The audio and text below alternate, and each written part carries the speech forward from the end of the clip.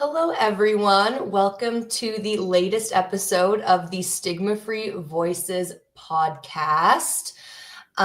My name is Jillian. I am the programs manager at the Stigma-Free Mental Health Society. Some of you may not have seen my face before, but I'm just filling in for Andrea today. But she's going to be back for our episode in December. But today I am here interviewing Kathryn Matheson, and I'm just going to share a bit about Kathryn. So Kathryn is a certified nutritional practitioner based in Peterborough, Ontario. She's a graduate of Trent University and the Institute of Holistic Nutrition, and is also a member of the Canadian Association of Natural Nutritional Practitioners. Kathryn Matheson is the founder of Kathryn Matheson Nutrition. She's a passionate advocate for the importance of nutrition to mental health, which is what we're going to be discussing today. She works with individual clients, provides research and public education services, and is a certified Qigong instructor, and has recently joined the team at Horizon Family Naturopathic Clinic. Kathryn also volunteers with the Peterborough Food Action Network and the Basic Income Peterborough Network, and feels strongly about working to address the root causes of food insecurity. So welcome, Kathryn. Thank you so much for being here today with me. We've met several times before, and I know I've mentioned that I'm really excited to have you on the podcast because we haven't really had a guest talk about the topic between the connection between nutrition and mental health. And it is something that we emphasize at Stigma-Free Mental Health, how, our mental and physical health are very intertwined, and taking care of our physical health, including nutrition, exercise, and those sort of things plays a major role in our mental health. So I'm really excited to have this conversation with you today. Thanks, Jill. It's great to be here. I'm really excited to connect with you and with the organization as well. I've been very impressed with the work that you're doing, and in fact, drew upon some of your resources when I was delivering some classroom presentations myself about nutrition and mental health. So it's great to have a chance to have a bit more of an in-depth conversation and maybe share some information of interest with others too. Yeah, that's amazing. Okay, so let's jump into this first question here. So I'm just wondering, how did you become interested in nutrition and the impact on its health of the brain in particular? Sure, it's a good question. I didn't pay a lot of attention to nutrition beyond kind of a superficial understanding for a good part of my life. I thought that I ate quite well, and but I wasn't really thinking about how what I was eating was impacting the health of my brain in particular. And so when I reached my early 30s, I was quite busy professionally, and I had had some personal loss in my life a few years previous, and I hit a bit of a wall. And I was dealing with chronic migraine headaches, and they were intensifying, and I wasn't finding a solution that was able to help me to keep functioning on a day-to-day basis. So I decided to see a naturopathic doctor and began to dig into my nutrition with her in particular. And the difference that it made to my health overall, including my mental health, was profound. And so I had taken a leave from work, and I actually never went back because I realized that this is what I wanted to be doing, and that I was interested specifically in nutrition.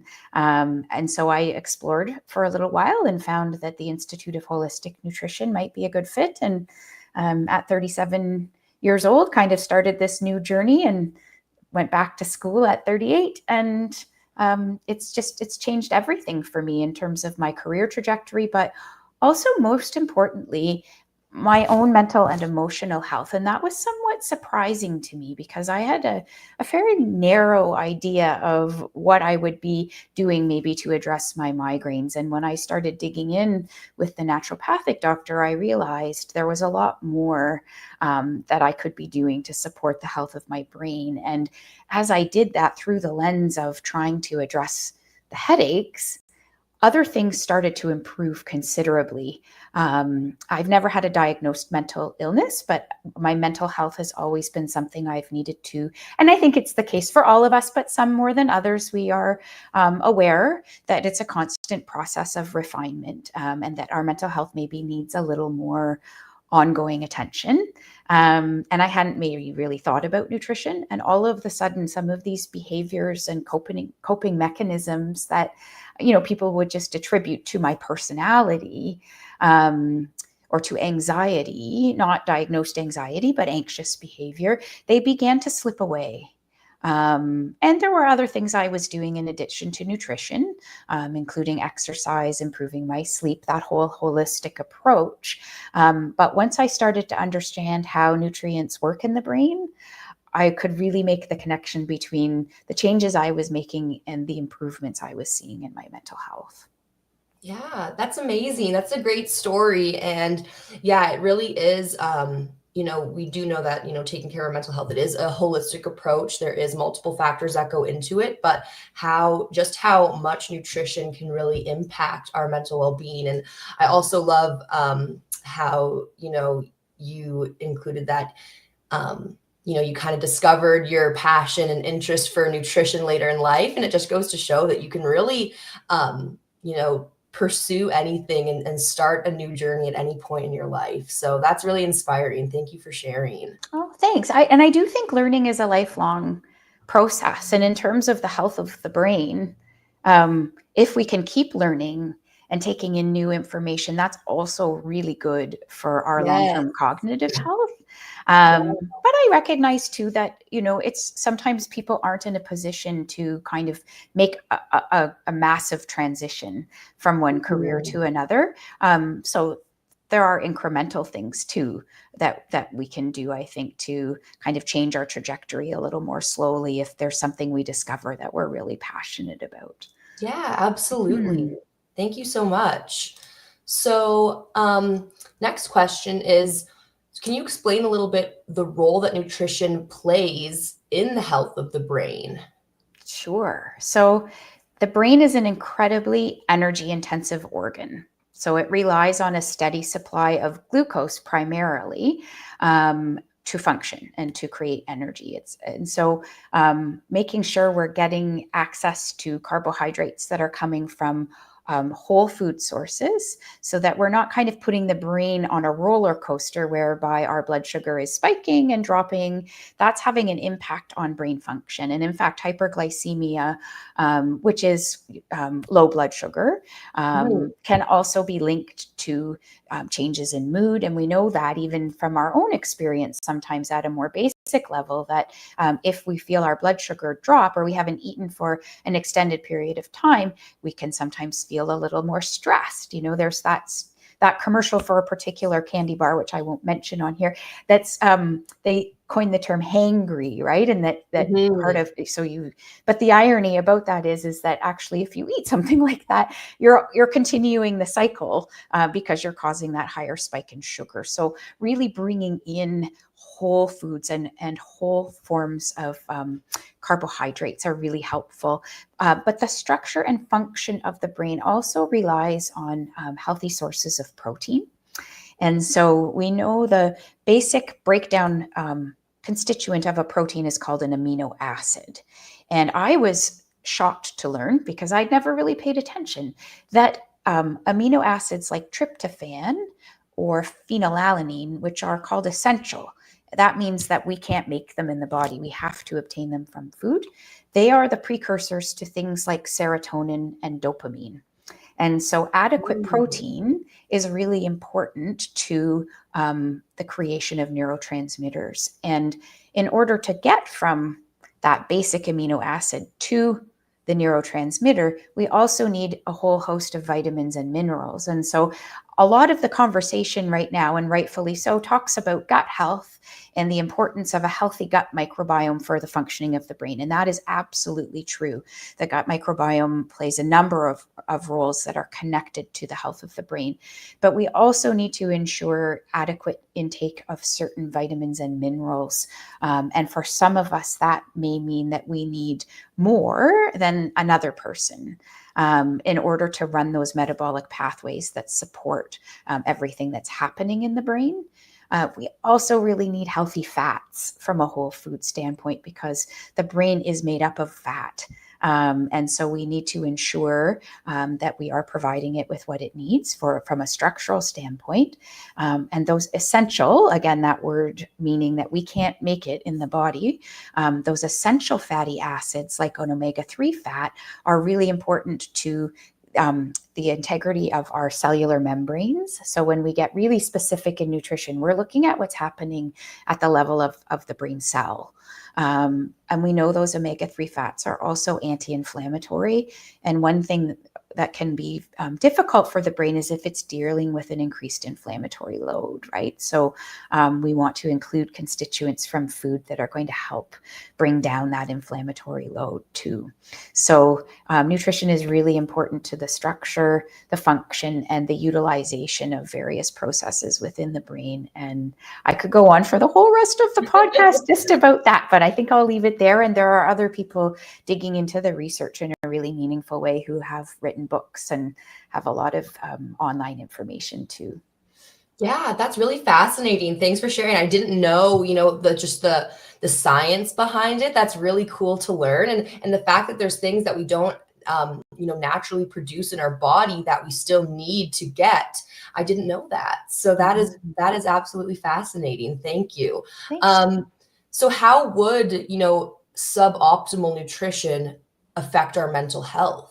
Okay. So, well, for instance, the example of serotonin, right? So we need adequate protein to ensure we're getting tryptophan, but then we also need those vitamins and minerals that help along that pathway to get tryptophan to serotonin and then to break down serotonin, right? And we know serotonin is our feel-good neurotransmitter. So in order to do that, even the first part of that process requires nutrients like calcium and phosphorus and iron, and also vitamin B6. And so let's say, for instance, that somebody is of an age where they are menstruating and they may be dealing with a fairly heavy menstruation every month. That can also result in a great deal of iron loss. So we need to be thinking about that because we may need to replenish. And again, we always have to be careful. What I notice online a lot is that there's highly generalized information. And I think people are hungry, if you'll excuse the food-related pun, for this information, but we have to treat it with care and realize that there are pieces of it that might be applicable to our situation and pieces of it that maybe are more applicable to someone else's situation. So another example would be the need for adequate amounts of B12 in terms of the health of the brain and what that means for mood. And so for people who maybe don't eat animal-based protein, that would be really important to ensure that they are getting a supplement to help offset, because vitamin B12 is only available through animal-based sources.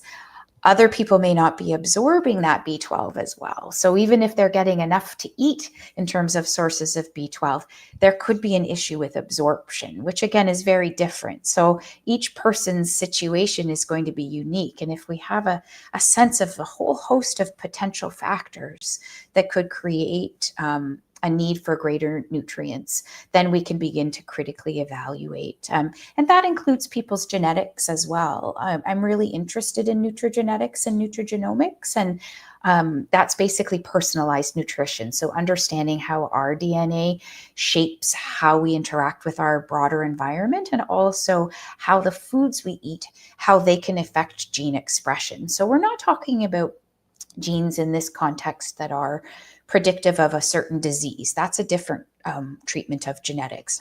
I'm talking about genes that may impact our ability to absorb a certain nutrient or to make use of it. So as part of my journey, I've realized that I actually am predisposed to suboptimal levels of vitamin D. And so for me, I need to take a higher amount of vitamin D every day to ensure that I am meeting my needs. And I hadn't realized for a very long time that I would require that. And when I made that change, it was like a light bulb went off in terms of my energy in the morning and my ability to get up and feel connected. And again, just my overall emotional stability. But that's different for me than for someone else. And that's why I would never say, oh, well, everybody should be taking this amount of vitamin D that I'm taking, because that's not necessarily true, right? And Yeah. with something like vitamin D, it's important that we're monitoring our levels as well within the reference range, and so that we're not ending up taking too much, because it is a fat soluble vitamin, and so that means the body stores it. And so it's often good to understand what's happening in your own body and to have some of this information to draw upon. And then you can help work with a practitioner to make quite informed decisions in that way. Yeah. I like how you mentioned B12 and vitamin D. And I actually, about a year ago started taking those regularly. And just because of those generalized messages, like I, didn't consult a physician, or I wasn't, working with a nutritionist, but I guess that is something that my body needed, because Mhm. the difference that it has made, and just like what you were explaining, like just, me waking up feeling ready for the day, just my overall mood, it really has impacted it. But you're so right that, the messaging around nutrition is often very generalized. Everyone should take vitamin D in the wintertime, and everyone should take this, but our bodies are all so unique. Our genetics are so unique. So we really do need to tailor our nutrition to our individual needs. But I'm just curious, how would someone, go about discovering that, maybe they're deficient in a certain nutrients, or they're, not getting enough of something, or they're, like, do they work with a nutritionist, or is that something that they would discover going through to their doctor? That's a good question. And I think I'll just loop back one quick second about kind of taking nutrients yourself. Mhm. So, what your example is a really good one. So, the reason I highlighted vitamin D is because it is a fat soluble vitamin. And so, that's why we need to monitor it, especially because the body can store it. But for things like like B12 or other B vitamins or vitamin C, they are water soluble. So, and if you end up taking a bit more, then the body adjusts accordingly for the most part, right? Okay. So it's not to suggest that if you're ever going to take a supplement that you have to consult with a professional Okay, right. necessarily. It's just more if you're going to get into those higher doses that may be implicated in, say, addressing a particular mental health condition or a particular situation. That's when it is good to work with a practitioner. Right. Naturopathic doctors and nutritionists are often very well versed in this kind of work. But part of it, I think, is that broader public education and getting the information out to people so that they have it available to take to the practitioner with whom they're working, or to discuss within the context of their family. And so some of the work I do is with an organization called the International Society for Orthomolecular Medicine, which is a mouthful. But orthomolecular was a term coined by a Nobel Prize winner named Dr. Linus Pauling. And a lot of the roots of this work are actually found here in Canada, and in Western Canada in particular. And this organization is really focused on public education.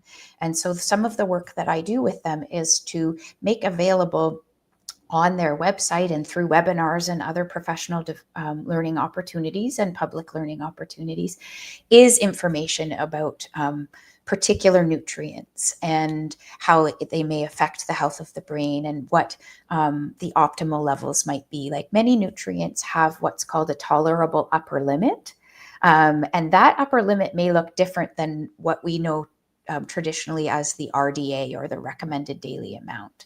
The RDA is usually set to maintain a level of the nutrient that stops you from developing a nutrient deficient condition. So vitamin C is a really good example. The RDA for vitamin C is really concerned with ensuring that you don't develop scurvy. Right? Because we know that is a manifestation of extreme vitamin C deficiency. Mm-hmm. However, many people need more vitamin C than that.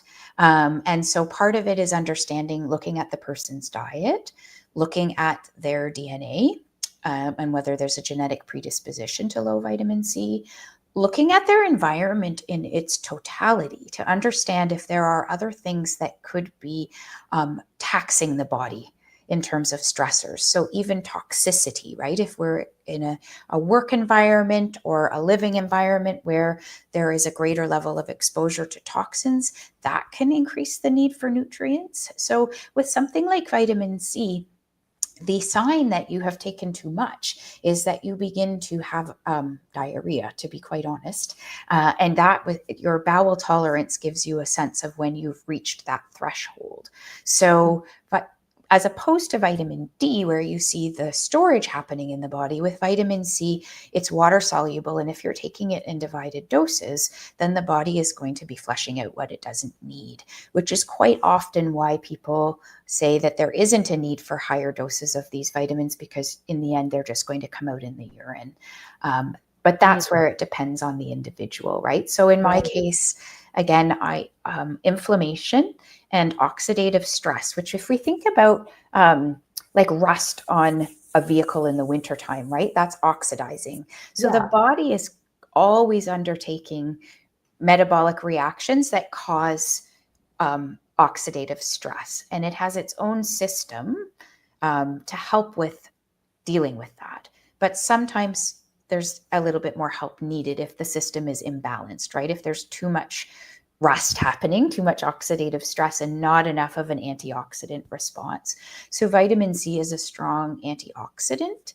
And in my case, I have found again that it's really helped me to manage that inflammation and to manage some of the oxidative stress, particularly as it relates to the brain, right? Because the brain isn't as energy intensive, it's active. When it's burning energy like that, it's creating those oxidants, that oxidative stress. And so you want to support the brain in the best ways that you can. Yeah, absolutely. Such fascinating stuff. Like I actually wanted to be a nutritionist when I was growing up, and I went into the public health path, but this is like really reigniting my interest in nutrition. So yeah, this has been a great conversation so far. We talked a little bit how the messaging around nutrition is often very generalized. But we all have unique needs. Are there any major misconceptions out there surrounding the role of nutrition and mental health that you'd like to discuss? Sure. I think what I notice quite often is that we have a tendency to want to make things very binary or very black and white, right? Yeah. And nutrition is tricky that way because, as we've mentioned, we're all biochemically unique. So on the one hand, you see a lot of information online, maybe coming through social media, through influencers, and people saying, "Oh, I took this nutrient," I gave my child this nutrient, and their mental health condition was cured, right? That kind of curative language can be quite problematic because again, everybody's going to have a slightly different experience. And what it also often does is it introduces hope that is then followed by failure, right? Or a Right. sense of extreme disappointment Right. because that information is being shared in a way that's not research based. So if you Yeah. contrast that with, say, the work of ISOM, the organization that I work for, if you go onto their website and you pick a particular mental health condition, let's just say depression, what ISOM does is they look at all of the potential contributing factors that may influence depression, right? And particularly with a focus on nutrient-based factors, but also that broader environment, what might be contributing to inflammation in the brain. And then they catalog some of the research that's happening around specific interventions with diet and nutrients that may help to address some of the symptoms or to create a greater functioning within the brain or help bring down inflammation. So a lot of it has to do with having a look at what those factors are and evaluating how they relate to that particular individual. Yeah. And then looking at what the interventions are and which of those interventions might apply and be most realistic. So on the one hand, we have sort of this idea that, somebody will say, well, I took vitamin D. Like, for instance, for me today, if I said, I took vitamin D at this amount, and you'll notice I haven't given the dosage because it was unique to me, right? Yeah. It is safe to take a baseline amount, especially during the winter, like I've saved maybe 1,000 or 2,000 international units. But when we're getting into higher dosages, again, that's something that's very unique to the individual. And there are multiple considerations, right? So if I came on today and said, everybody should take this amount of vitamin D and all of you will feel as good as I do, that would be very disingenuous because my experience is unique. So that's the one hand. On the other hand, however, we have outright dismissal of any of this as having any validity. So we have these two ends of the spectrum where we have people saying, nope, this is great. It's one size fits all. You just do this and you'll feel better, which can lead to shame or blame or a feeling of, oh, I'm not doing things properly. Why am I not seeing results like this person on social media is? Or we're seeing people just dismiss it out of hand without necessarily having looked at the body of research and understanding, right? And so somewhere in the middle is where we need to find that happy medium, right? So that there is a greater level maybe of open-mindedness. And the research is difficult, right? Because every nutrient, every vitamin and mineral in the body does not exist in isolation. So if we're researching one nutrient and we're treating it like we would say to research a pharmaceutical product, and we set up a randomized controlled trial, which is the gold standard, there are a lot of variables that could affect that, including the relationship of this nutrient with other vitamins and minerals that may also be suboptimal. So it's sometimes difficult to arrive at an outcome that's universal, right? But the research is getting stronger, and there are some really wonderful people involved in that kind of research, and they are increasing that level of credibility and legitimacy. So the field of nutritional psychiatry or nutritional psychology is growing in recognition. So we never want people to feel like someone is taking advantage of their vulnerability, right? If you have a child who is dealing with a mental health condition and somebody says to you, oh, well, just take the gluten out of their diet and that'll resolve it, that's incredibly dismissive. And it also doesn't take into account all of the things that parent may have already done to try to support their child's mental health, right? So again, but at the same time, we don't want to dismiss altogether that the idea that a dietary intervention can make a difference, right? We don't want to dismiss that. So we have to find that balance, and it is hard for people because we are inundated with all of this information. And part of my role, I feel, as a nutritionist is to be an educator and to connect people with information that can help them to learn and that is applicable to their situation. Yeah, absolutely. Thank you. Yeah, finding that balance and just making sure, the decisions that we're making about nutrition are evidence informed. Absolutely. Yeah. So this actually kind of leads into the next question. You mentioned that, the research in nutrition psychology is growing. Do you have any particular role models in this field that you look up to, or anyone that kind of their research you're following that you recommend, other people maybe look into what they're doing? Absolutely. So just to shift back to our more distant past, I will mention the work of a psychiatrist named Dr. Abram Hoffer. Now, Dr. Hoffer has passed away, but in the 60s, he was doing quite a bit of research around the role of vitamin B3 or niacin in helping to support people with schizophrenia. Now, at the time, his work was considered quite controversial, and it still is considered that way by some.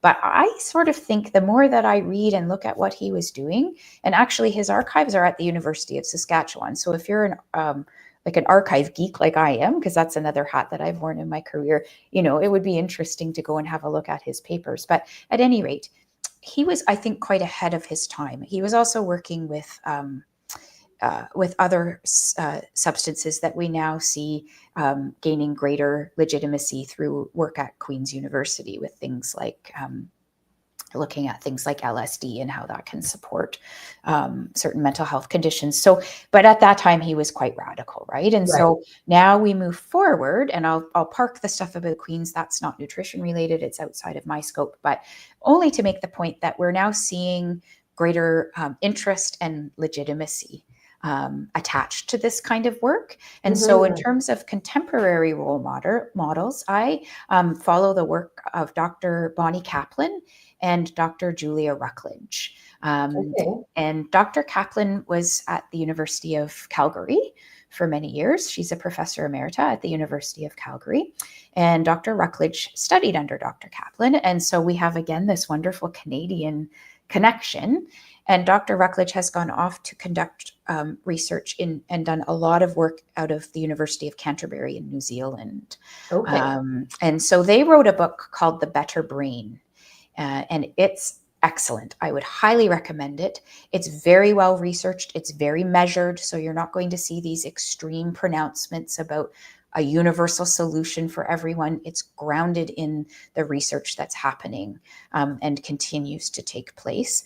And so, for instance, Dr. Ruckledge has done quite a bit of research around how taking a broad spectrum micronutrient product, so that would be something that contains a whole host of vitamins and minerals, not just one, can affect the symptoms of ADHD.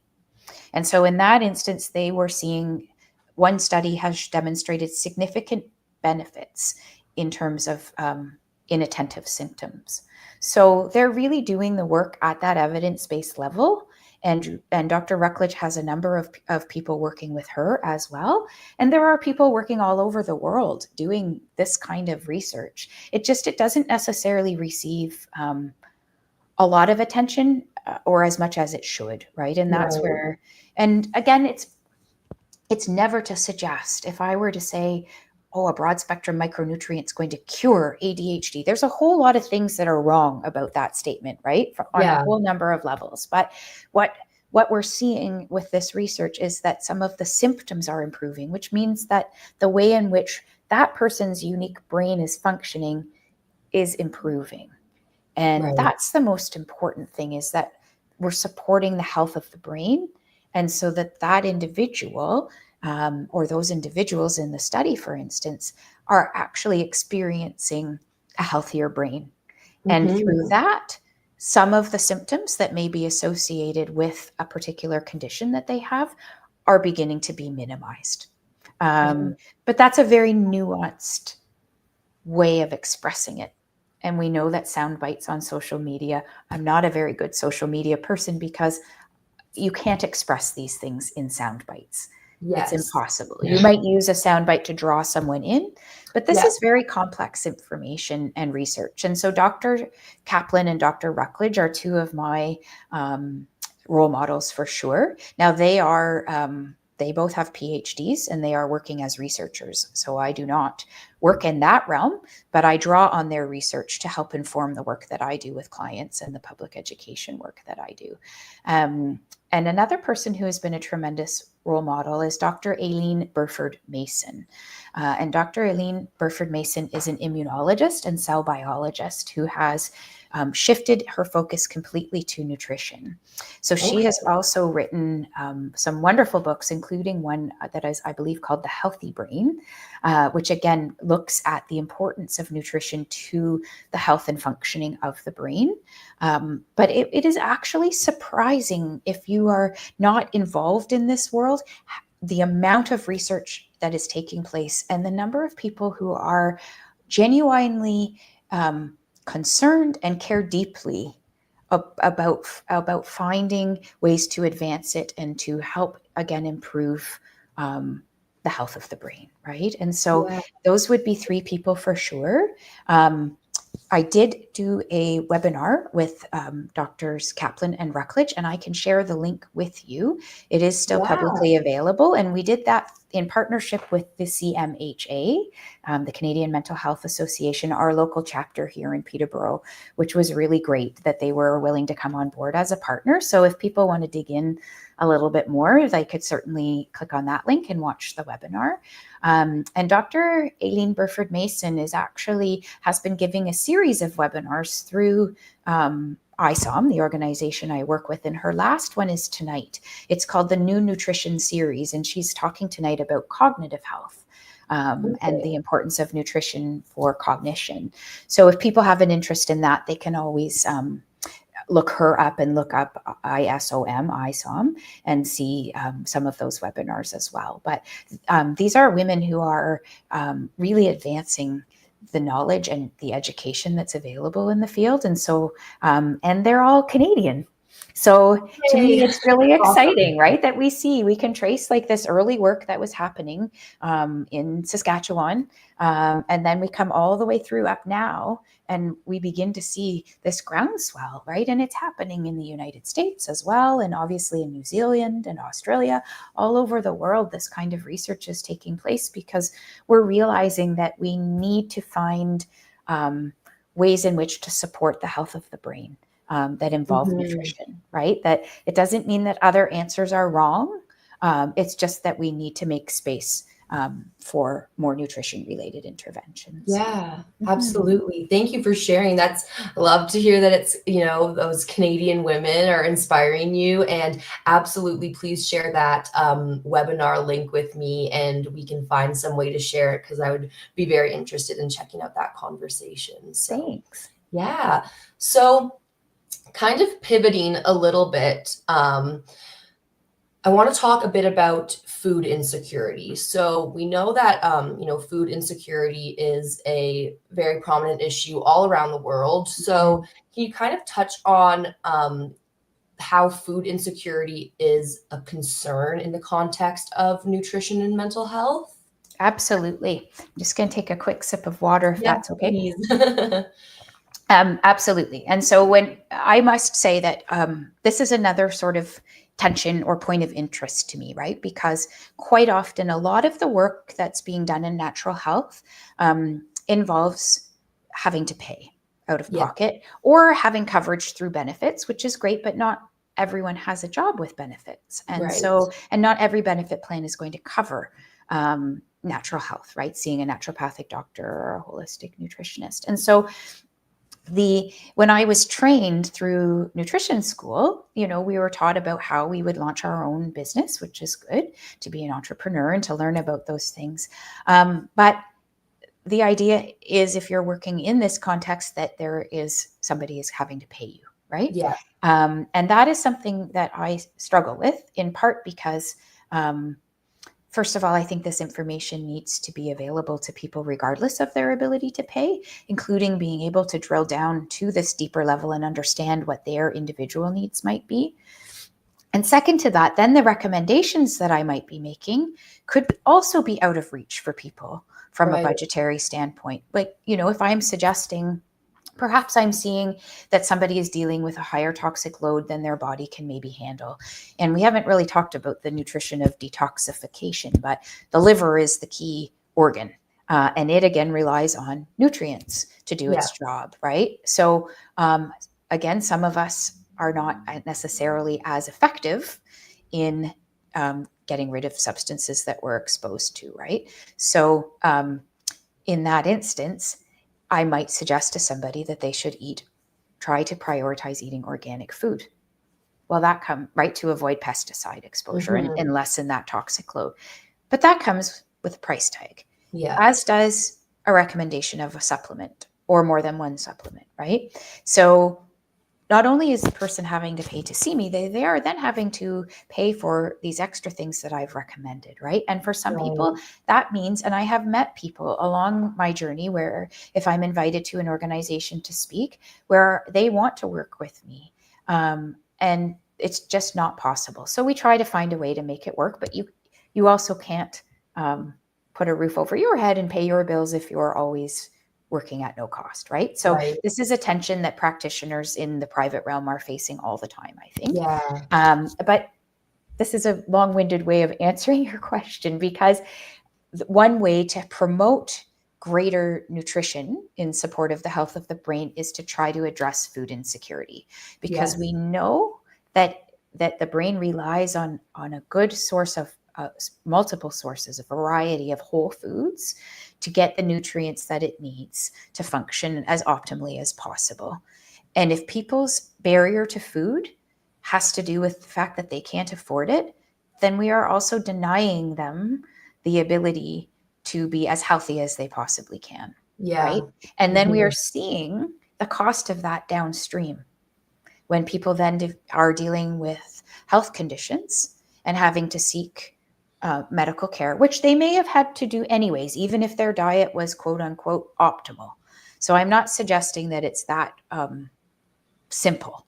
But what I am saying is that what the research is showing, and with your public health background, I know you would be interested and aware of this, is that people who are in situations of food insecurity are also more likely to have to access the healthcare system, are more likely potentially to be dealing with chronic illness, and to be dealing with issues affecting their mental health.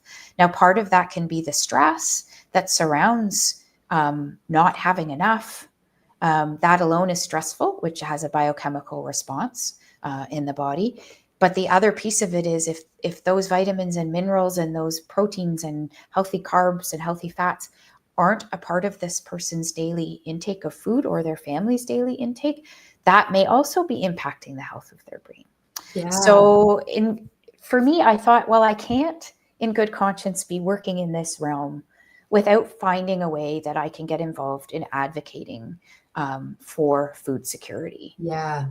And a lot of the work that we see, a lot of the root of food insecurity in many cases comes down to income insecurity. So we know if people are having to make a decision of whether they're going to pay rent or eat, often they pay rent, and some people are going for days, sometimes 2 or 3 days with very little to eat, just to make it to the next time that they have the means to afford food. And every province is different, but we see here in Ontario that things like the Ontario Disability Support Program and Ontario Works, which is a form of social assistance, have not kept up with the increased cost of living. So people who are already vulnerable and on a fixed income have the least amount of access, right, to healthy food. And people will say, well, go to the food bank. And yes, food banks exist. They were also established, and this surprised me when I started reading and learning more. They were established many years ago as a Band-Aid solution. They were never intended to be a fixture in our landscape, right? And we know, we're seeing the data from across the country that food insecurity is growing and more people are having to access food banks. And those food banks are buckling under that pressure because they were not intended to deal with this level of need. And things are not improving. They're actually getting worse over time, right? So similarly with our health, when we think about what we want to do to feel better and to find greater balance, we need to look at the root causes. We also need to look at what are the main root causes of food insecurity. And so to me, the two are kind of hand in hand in the work that I do. A lot of the work I'm doing with the Peterborough Food Action Network here in town is to raise awareness about the root causes of food insecurity and to try to kind of help people to look at ways in which maybe we can improve people's overall stability. Because another thing that surprised me is that, you kind of think, okay, well, if people don't have the money to buy food, they'll just go to the food bank, right? Like, if you haven't been involved, that's an assumption. But the actuality is that in many cases, that's the last step that somebody will take. And this fits very nicely with the whole idea of stigma, right? And how we reduce stigma, because there is a stigma associated with accessing the food bank. Absolutely, and there are also barriers to accessibility. Like in some cases, food banks are hosted in areas where people cannot physically access the space. So then they lose the dignity of going in there and selecting what they want for themselves. So there's a whole host of things happening in that landscape that are making it difficult for people to access healthy food. And people know, right? They know at an instinctive level that this food makes them feel better, right? Mhm. And so to deny that opportunity to people, to me, the solution lies at a policy level. We Yeah. have to advocate and to really drive policy that's going to help to address this.